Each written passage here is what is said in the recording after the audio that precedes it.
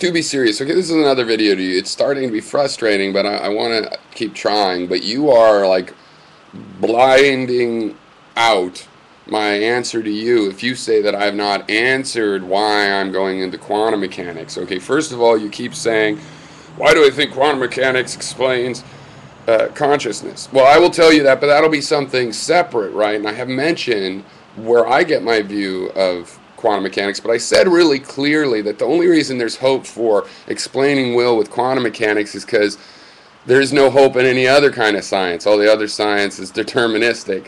Doesn't explain how there could be the phenomena of choice, does it?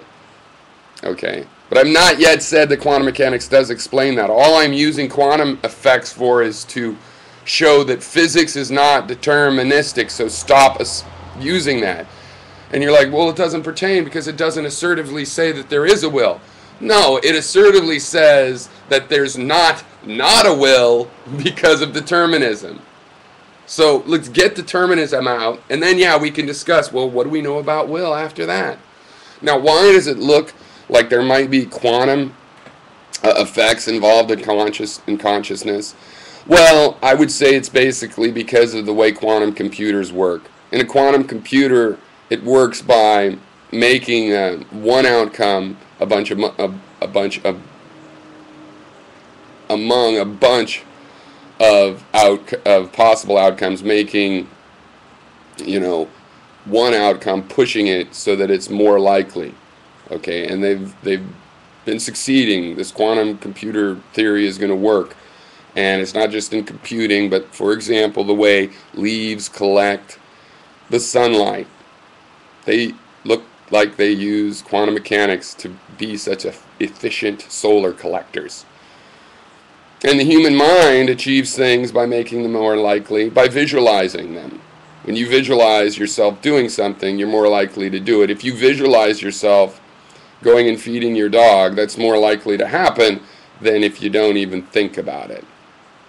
So there's a metaphorical similarity. But that's it. I don't know. As I said, we don't know what dark energy and dark matter are. If the theory of those cannot be unified with quantum mechanics, maybe it'll add some new physics. It's just that we obviously need some new physics because in the old classical physics, there's absolutely no hint of something like a choice, which we experience every day and has to be explained. It has to be explained. You can't ignore it. And the only reason to say, well, we're going to ignore it because it's an illusion, because we see that the world is mechanistic, that doesn't hold. The last 100 years since we've known that it's not mechanistic, no longer can you say that physics forces you into that conclusion. Okay, that's the purpose of this. Is because people are saying, no, we're forced into this conclusion of saying will is imaginary by mechanics, and that's not true. If you don't, I don't see why you can't understand how if I prove that physics does not hold the principle that you're deriving your belief from, that you can still have the belief, but you can't still claim it was derived from the physics. So that does pertain to this argument. And how quantum mechanics might be related, well, that's something we'll have to discover. But, this is one of the funny things about this, is that you ever had a theist come up to you and claim that we don't know anything about evolution because there's still questions about evolution? That if we partially answer a question, that's like no answer at all? No, we have some answers to this stuff, and we know, for example, about determinism in physics and where it stands right now. We know that if some kind of determinism comes back, it'll still be a weird kind of determinism, for example, with non-local and, these strange effects people are complaining about. Okay, so we know that part.